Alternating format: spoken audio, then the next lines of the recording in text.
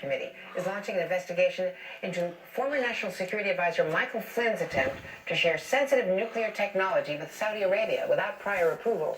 This, according to whistleblowers in President Trump's National Security Council, who fear that President Trump is still considering this plan. Joining me now, NBC's intelligence and national security reporter Ken Delaney, who broke the story, and John McLaughlin, former acting CIA director and an MSNBC global affairs analyst, happily. Ken, tell me about the significance of this. We sell nuclear power technology all over the world. Right. American technology. But there has to be prior approvals because it is sensitive, and there are certain states that we fear might try to transform this technology into non-peaceful uses. Exactly right. And that's the issue here that these whistleblowers are telling the House Oversight Committee about. They're saying that, one, this was a plan that Mike Flynn tried to jam through the process without getting those required approvals. There's a process under the Atomic Energy Act. In the 28 days that he was National Security Advisor? Exactly. The testimony is that he came into office saying, I had already made this decision. And the important thing about that is he was advising the company behind this plan, and lawyers looked at that and said, sir, you have a conflict of interest that could be a criminal conflict of interest. But one of his top aides, Derek Harvey, was pushing this and was meeting with some of the people behind it, including retired General Jack Keane. Fran Townsend is associated with this project. This is all according to a report out today by the House Oversight Committee. And there's nothing wrong with them being involved in it. What's wrong is if somebody in the government without prior approval is pushing something that's a conflict. They're private citizens. That's right. They even drafted an order for President Trump to sign that would have named his close associate Tom Barrack as the special envoy in charge of pushing this project in the Middle East, and it would have been to build nuclear power plants across the Middle East. They called it the Marshall Plan for the Middle East. John McLaughlin, as a CIA director, this would set off a lot of flags, because one of the reasons why there's been so much concern about Iranian is much hate mongering that goes on over in the Middle East, regardless whether it's Iran that hates Jerusalem or the Saudis that hate Jerusalem, or the Afghans that hate the Pakistans, or the Pakistans that hate the other tribal group leaders over there. To me, this would be suicidal to allow for these countries to have nuclear capability. And it's almost like opening up the doors to Armageddon and basically turning your back on your major ally, which is Jerusalem, by allowing for these people to do this, in addition to them cutting up a news reporter in little bitty pieces, and in addition to them masterminding 9/11, that I know for a fact various politicians here in America are fully aware of where the blueprint, the plans come from in the original format towards trying to bring us to our knees in regard to attacking the Twin Towers. This is the most heinous, the most barbaric, heathenistic thing that I have ever heard coming from the White House. Please listen to some more of this. This is sad. Nuclear ambitions that were reported or purported, certainly by this administration, is that if Iran were to get a bomb, then the Saudis would want one, the Egyptians would want one, and you would be proliferating throughout the region.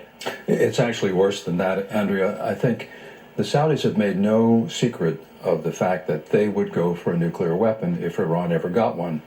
And by pulling out of the Iran nuclear agreement, the chances of that, the U.S. pulling out, the chances of that, I think, are somewhat greater. The second thing is Saudi Arabia has for some time, as you know, had missiles from China, medium-range missiles that are nuclear capable. They say they would only use them for conventional weapons, but they are configured to carry nuclear weapons if they were available.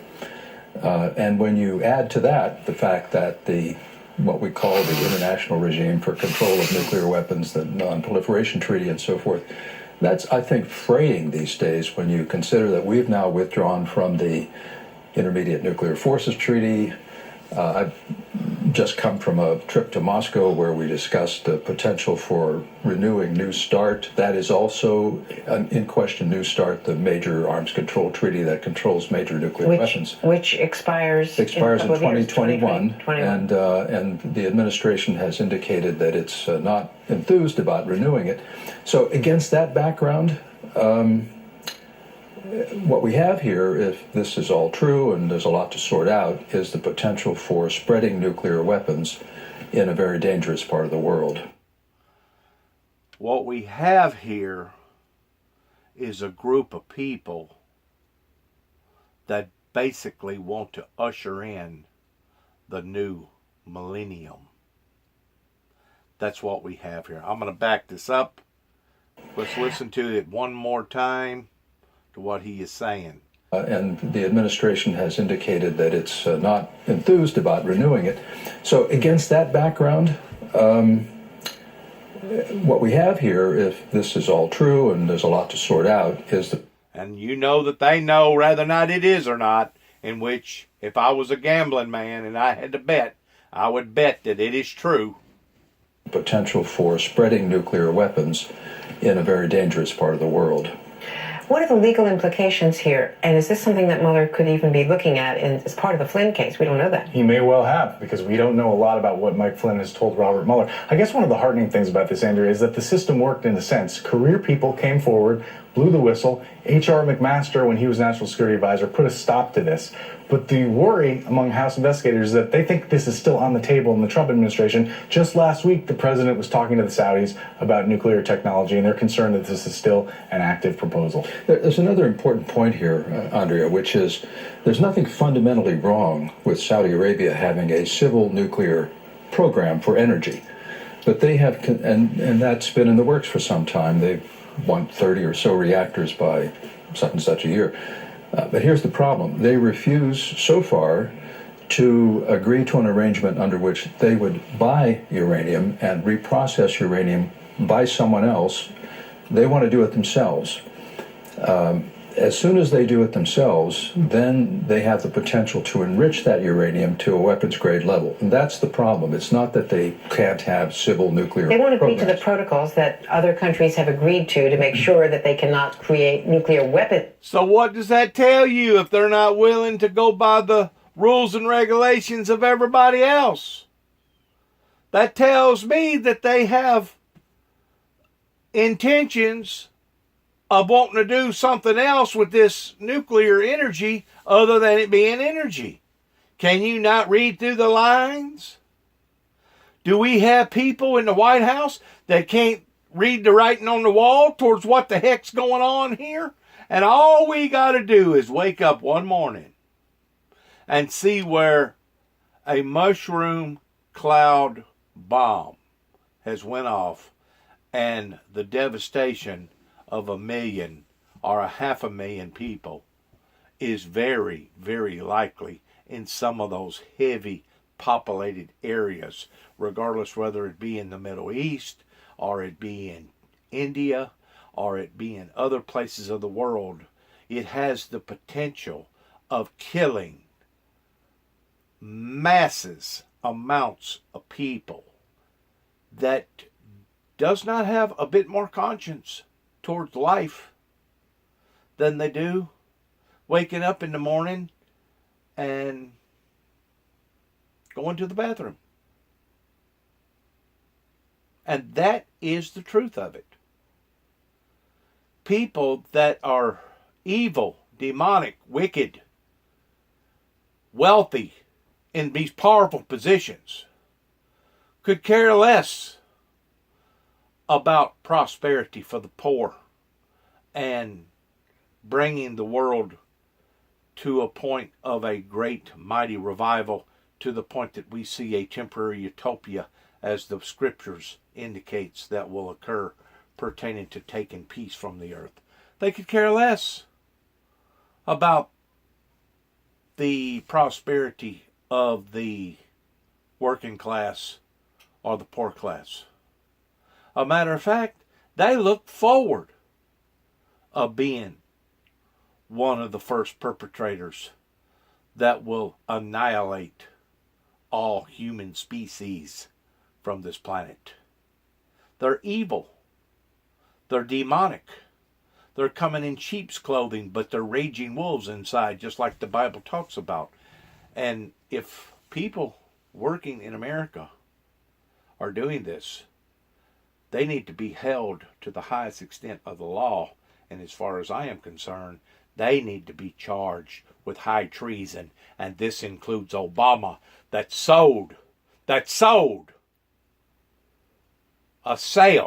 sack of goods to the people over in Iran that they themselves was going to be able to obtain this type of energy. Fuel out of a peaceful program. That's exactly it. We're going to have to leave it there. John McLaughlin, great to see you. Ken Delaney in another scoop. Thanks so much. And coming up, another scoop, an NBC News exclusive, breaking this moment. The Trump administration taking on countries that execute men for being gay. It's largely men. The bans against homosexuality, which criminalize homosexuality around the world. This is Andrea Mitchell Reports. Stay with us on MSNBC. City that I love. There's so many things that I disagree with towards what this White House is involved in doing. It's not even funny. And I understand 1-800-85. I understand that everybody has rights. Everybody has rights. But when you continue to open up the floodgate towards sin, that's whenever you continue to open up the floodgate towards retribution coming out of the skies in various forms that will not only bring misery to the guilty, but also bring misery to the innocent. And it's as if that's what various people in high-ranking positions are absolutely set out to do. They're wanting to bring hardship and retribution upon to not only the guilty, but also the innocent. And whenever it reaches that pivotal point in that plateau, then we as a society over here, especially a true Christian society, needs to start scratching our heads in identifying, well, are these people really and truly for the Christian society race? Or are they against the Christian society race? Because it's as if they're constantly rolling out the red carpet for these people that they know are out of sync towards living or trying to live a righteous lifestyle. Please, let's watch this. 0131.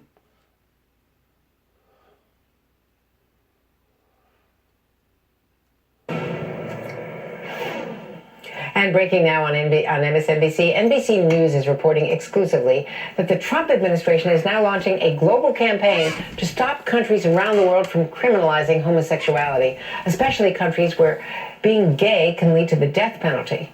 U.S. Ambassador to Germany Richard Grenell, the highest... Now, I don't agree with that.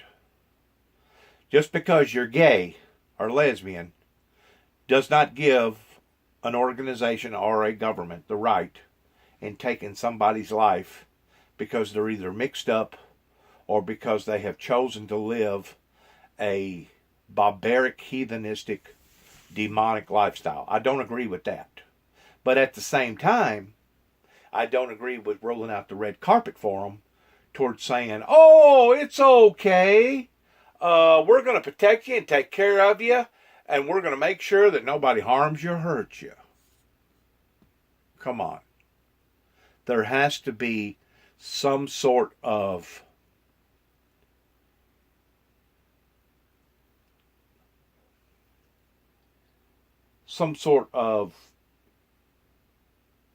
guidance that comes from the Holy Scriptures pertaining to these types of alternative lifestyles, of looking at it in the same pretense towards saying, oh, it's okay to be a murderer. Oh, it's okay to be a liar. Oh, it's okay to be a fornicator or a whore or a whoremonger, oh, it's okay to be defiant to a holy, righteous lifestyle? It's almost like they're deliberately flaunting it in front of God's face, wanting to anger God Almighty. And that's exactly what they're doing. And eventually, hopefully, the innocent and the righteous will wake up in understanding that this is what these people are literally doing. And if they're not doing it in a direct form, they're doing it in an indirect form by pulling out the red carpet for these sick people. It would be the same thing if I started saying to everybody, it's okay to murder, or it's okay to steal. Our laws here in America are based around these sicknesses towards trying to dismiss the privilege or the ideal of people going out here and stealing, or people going out here and murdering, or people going out here and doing other things that is contrary to a righteous, holy lifestyle. That's how our laws was fundamentally set up. It wasn't set up to the point that you get penalized if you're not a murderer, or you get penalized if you're not a thief. No. Our laws is set up to the point that you get penalized if you're a murderer. You get penalized if you're a thief. You get penalized on different levels of disregarding or ignoring the laws of man that was influenced by the laws of God. And by various politicians doing what they're doing. To me, this is my opinion, and I think I got a right to my opinion. And God knows I am as liberal towards people's rights as anybody can be, because I feel like that everybody has the right to worship and to believe the way that they choose to want to do so. You don't have the right to flaunt it or to push it off on somebody to the magnitude that you're strong-arming that person. Let's say hypothetically speaking, I was an atheist, a cold-hearted agnostic person, and that's all I done, is that I pushed my ideology upon everybody that I seen and was a part of. Hey, don't believe in God. Don't believe in this man called Jesus Christ that's supposed to be the Savior. Don't believe in all this stuff. You people are crazy for believing in all that stuff. It's not right for me to strong arm. It wouldn't be right, hypothetically speaking, for me to strong arm my belief towards trying to force other people in not believing in a God, any more so than it would be vice versa. And to me, whenever you go to pulling out the red carpet for people, you are fringing on that same level towards saying, not only is it acceptable to us, but it's right, and we're going to support your lifestyle, even though it clashes against a holy, righteous lifestyle according to the Bible, and we're going to back you 100%. So let's watch what this program here has to say, because I've not seen it. I promise, I have not seen it. I have not edited it in any form or fashion. So let's watch and see what they say. Profile openly gay person at a high rank in the Trump administration is leading this effort, kicking off tonight in Berlin. It is aimed initially at Iran, which reportedly executed a young gay man recently. Joining me now from Berlin, NBC national political reporter Josh Letterman, who broke the story. Josh, you win the backdrop competition today there in front of the Brandenburg Gate. Tell me about what propelled this. Why did Rick Grinnell take this on? Well, Andrea, here in Berlin tonight, Rick Grinnell will be kicking off this campaign that involves a lot of other U.S. embassies as well as the State Department's bureau that deals with human rights issues to try to get countries that still outlaw homosexuality to change their laws. What led to this? Well, one major thing was the reported recent hanging of a young gay man in Iran, something that U.S. officials found to be quite disturbing, and they wanted to take action against this. Of course, this plays right into the Trump administration's strategy to try to isolate Iran, denigrate Iran, and it helps the Trump administration find a point of agreement with European countries about Iran that has been quite lacking as the administration has been trying but failing to get European countries to leave the Iran nuclear deal and to reimpose sanctions. See, I'm gonna weigh in on this right quick. They look over there towards that type of lifestyle being worser than murder. And because they look at it as it being one of the most heinous, sinfulest acts of a man being gay or a woman being a lesbian, they use alternative methods towards trying to revoke against this type of activity over in the Middle East. Murder to them, especially somebody who commits a heinous act, is based around the same laws that was produced even before Jesus Christ come into the world of stoning an harlot or a whore or a whoremonger to death because of committing an adulterous act, sexual act, or an affair. Over here in America, we look at murder as it being taboo. And we think that if you've murdered somebody, that you have committed the cardinal sin by taking that person's life. We have got it mixed up. First of all, one sin is equal in the eyes of God as much as it is another. In other words, the sin of murdering somebody in the eyes of God isn't no greater or lesser than stealing, lying, or committing adultery. But in the eyes of God, the cardinal sin above and beyond all sin is for two men or two women to have a sexual encounter with each other.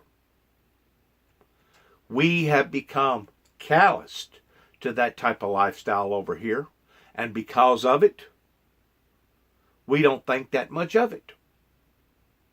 Once more, whenever you continue to turn your back upon a righteous, holy God, upon a righteous, holy lifestyle, you are continuously biting the hand that feeds you in the regard of having pleasant rains when you need them, having pleasant sunshine when you need it, having pleasant this when you need it, and pleasant that when you need it. Whenever you continue to go against the framework that the cornerstone builders have laid for a foundation, then is whenever you're basically asking for major retribution coming out of the sky, regardless whether it comes in the form of too much rain, not enough rain, too much sun, too much heat, floods, famines, earthquakes, catastrophes as far as meteor bombardments, solar flares, wars, diseases, divorces, and communities torn apart. I can see where a great deal of the people, especially the converted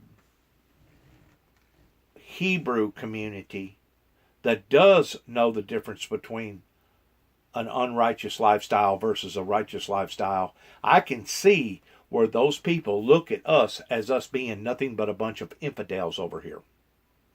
Because the way that we flaunt our nudity in front of each other, we go to our beaches and we strip off all our clothes, and we've got movies that Hollywood has produced where you now see exposure with skin, and we have taught one another over here to be a bunch of perverts in thinking that it's acceptable or okay. And that's not what the teachings of Christ says. The teachings of Christ talks about nudity in the first 3 chapters of Revelations, and it says, to see thou that thy nakedness does not appear. Now, how far does nudity or nakedness go in the eyes of God versus the nudity or nakedness in the eyes of man? Probably still has yet to be determined, but anytime you are displaying a hindrance or a burden or a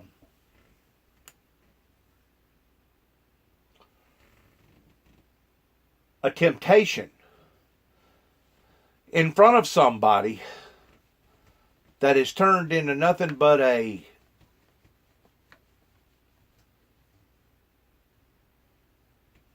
game towards trying to lure that person into your life, then is whenever you will be charged for placing a burden into that him or her life in those regards. And it's people like me, it's my responsibilities according to the teachings that I have led and been led to believe out of the King James Version Bible, that you're not supposed to put a stumbling block in front of your brothers or your sisters. And a stumbling block can be anything from taking off too much clothes and not being moderate, dressing in moderate apparel. Or it could be if I offended somebody by eating the wrong types of food in front of them. That could be a stumbling block. And I'm not supposed to be a stumbling block to my sister or to my brother out there that is trying to live a holy and righteous lifestyle. And to me, by pulling out the red carpet, you're actually pulling out a stumbling block by saying you're interfering with those people's laws and methods towards what that they believe in. Now, do I believe it's okay to murder somebody because they're gay or lesbian? No. No, I don't. But I don't believe it's all right to walk around with a G-string covering up the bottom part of your, lower part of your body and going basically nude 98% of the rest of your body, because once more, you're creating a stumbling block. Somebody is going to see you. I don't care if you weigh 400 pounds. You're going to be attractive to somebody out there. Somebody's going to lust over you. Because you're not supposed to be doing that. God has given us enough sense in the Garden of Eden towards clothing ourselves. Putting on some sort of attire to where we don't do that in front of each other, because there's brothers and sisters out there that cannot withhold or withstand the temptation of sexual arousement. They can't control themselves that way. Just like there's some people that can't control themselves towards lying, or some people that can't control themselves towards stealing, or some people that can't control themselves towards doing drugs. There's all kinds of different types of various temptations that can destroy a person's relationship with a holy, righteous God. And to me, this is once more my opinion. The White House may very well be going too far out of its way towards actually protecting sinful activity. That's the same thing of the reason why to this day I don't understand how come any court system, federal, state, local, would dehumanize me because of me wanting to be part of the heavenly kingdom towards destroying the very axes of evil pertaining to Satan and the things that Satan stands for. I almost got life without parole up in Kentucky, the state of Kentucky in 2010, simply because I had made reference of going to war with this darkly complected individual that was Arabic descent. I almost got life without parole just uttering the words of taking this man's life. Just uttering the words. And I thought that instead of the court systems objecting towards me doing this, they would have enhanced it. They would have supported it. Because I thought that our laws was written around the righteousness of God. But instead, I'm finding out that our laws is actually backwards. They actually promote homosexuality. They put all men in men's camps pertaining to prison system. They put all women in women camps. Is this a way of population control? Or is this a way of promoting their ideology of same-sex marriages? Either or, it does not line up with the Bible. Either or, it's only bringing more grief and despair coming from the heavens, because it's only God that's in control of the rain, the heat, the cold, the dryness, the wetness. It's only God who's in control of protecting our stratosphere, our atmosphere, from cancer rays coming down and causing everybody to get second and third degree burns. It's only God that protects us from meteor bombardments or even solar flares or a comet coming out of the atmosphere that once it ever hit us, it would basically doom us for life. And as we're going further and further into this thing, I'm understanding that instead of man turning from his sinful, wicked ways, he's moving more towards them. It's sickening, because they're bringing hardship upon to the good people like myself that are trying to walk the walk and talk the talk pertaining to a righteous, holy lifestyle. Now, they're taking it on primarily, as you point out, because of Iran, and it's an egregious case of human rights abuse. What about Saudi Arabia? What about the UAE? What about Pakistan? Other U.S. allies, particularly Saudi Arabia, where the monarchy has not responded to human rights problems? That's the big question, Andrea. Of course, U.S. officials say that they are aware that they are going to have to be consistent in their push on this, that they're going to have to call out countries that are close U.S. allies, Saudi Arabia, the United Arab Emirates, Egypt, and others that still have laws that are used to penalize homosexuals. And this really comes at a time that the administration is pushing to try to unite those countries along with Israel to form an axis against Iran. Unclear what... Unite them as in bringing more sin into their atmosphere? At least they're trying to prevent from their people being a bunch of sexual perverts that we over here's done already turned into. They may be a bunch of cold-blooded murderers, but at least they're not a bunch of perverts like they are over here. And I guess that's what America wants. America not only wants them to be murderers, but America wants them to be cold-hearted perverts too as well. That way the men are sleeping with the men and the women are sleeping with the women.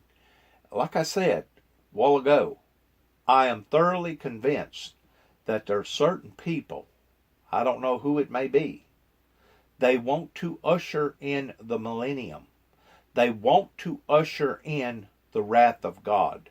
They want to bring or see retribution fall out of the heavens of not only bringing hardship upon to the guilty, but hardship upon to the innocent. These people are demonic. They're demented. There's something wrong with their hearts, with their souls, with the way that they think. And basically all they're doing is making it hard for all the rest of us. Other out countries that still have these laws is going to make it harder. It's going to upset some of those countries. We know countries like Saudi Arabia in particular really don't like to be called out for their human rights record. But this is something that, at least for now, the administration says that it's going to push anywhere in the world, some 70 countries that still have laws that criminalize homosexuality. And of course, there is a sort of a conflict here with some other administration policies. They don't want to wind up like us. They don't want to wind up that 5 out of 10 marriages wind up in divorce after the second and third year. They don't want to wind up like us towards seeing us abort children up until the day that they're fixing to be born, that it's legal to abort children. They don't want to wind up like us towards seeing how dismembered and how disfigured that we are pertaining to our ideology, towards not knowing the difference between righteousness and unrighteousness. That's why these people does not want to hearken to whoever is promoting this message. Once more, the world has gone totally upside down. Which is the transgender ban in the military. Did you hear what That's she right. said? The Trump administration. Let's back it up. She's talking about the gender. Listen to it. Countries that still have laws that criminalize homosexuality. And of course, there is a sort of a conflict here with some other administration policies, such as the transgender ban in the military. That's right. The Trump administration has a mixed record when it comes to gay rights. Of course, in his acceptance speech at the... This just didn't begin with the Trump administration. This was wide open with the Obama administration towards transgender and homosexuals and lesbians being accepted in any division of the military. This just didn't start in the Trump administration. Republican National Convention. The president became the first president in a Republican nominee to bring up gay rights. He said he's fine with same-sex marriage, but on the other hand, the administration has taken some actions to scale back workplace protections for gays and lesbians, as well as to enact the president's ban on transgender people serving openly in the military. And very, very briefly, what about Rick Grinnell and whether he could be the next nominee for UN ambassador? He's had experience at the UN, and we now know that Heather Nauert has, of course, withdrawn her nomination. Any insight into that? It is not fine to be a homosexual or a lesbian in the eyes of the laws of a holy, righteous God pertaining to the King James Version Bible. Now, by their laws and standards here upon to the world, if they want to promote their Babylonian God in that regard, well, then that's their business. But I'm telling my people on my end that that type of lifestyle isn't a bit more right than it would be towards promoting murder or promoting theftery, are promoting a liar, are promoting any other law that God has given unto man. If anything, I've heard a lot of people say that the homosexual act itself is one of the most callous, coldest acts of barbarianism pertaining to a deliberate act of natural intercourse that goes against the very natures of God, that was what broke the camel's back towards bringing great retribution to Sodom and Gomorrah, and that is the camel's straws back that brought great retribution towards destroying the old world by a great flood. And like I said, I don't see where Trump would want to uphold any type of corrupt laws like that. And I can't see where anybody in their right mind would want to give either the Saudis or Iran or Iraq or Afghanistan or Pakistan or any of those other countries over there nuclear capability. It's really out of hand. And as it gets further out of hand, we're going to see the